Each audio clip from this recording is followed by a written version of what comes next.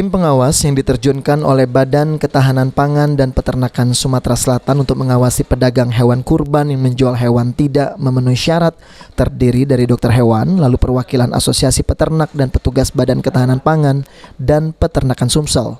Diterjunkannya tim pengawas ini bertujuan untuk mengecek hewan sebelum dan sesudah dikurban, sehingga pihak yang melakukan kurban dan menerima hewan kurban sesuai dengan aturan. Serta tim tersebut juga melakukan sosialisasi ke pelaku usaha hewan kurban yang ada di 17 kabupaten kota di Sumatera Selatan. Melakukan pengecekan apakah hewannya cacingan atau ada penyakit-penyakit yang bisa berpengaruh atau berakibat terhadap penerima kurban itu tadi. Jadi tim yang dibentuk ini untuk mengawasi para pedagang-pedagang, Pak ya? Tidak hanya pedagang saja, tapi semua.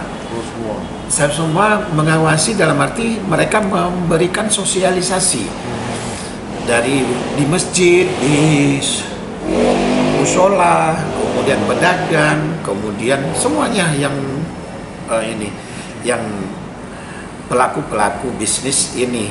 Kita berharap bahwa sementara itu pihak PDHI Sumsel melalui Dokter Hewan Jafrizal akan menjalankan tugasnya dengan mengecek kesehatan hewan kurban, khususnya penyakit zoonosis yang membahayakan.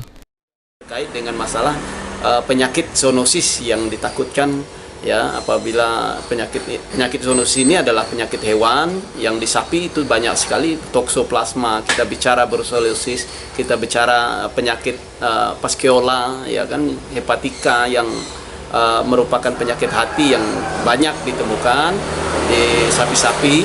Nah, ini mestinya dokter hewan melakukan tindakan apabila ada hewan mencurigai atau organ yang dicurigai mengidap penyakit, ini harus disingkirkan. Tim pengawas hewan kurban yang telah dibentuk ini sendiri nantinya akan melakukan tugas mulai dari sebelum dan sesudah dilakukannya pemotongan hewan kurban itu sendiri. Firman Hidayat, PAL TV.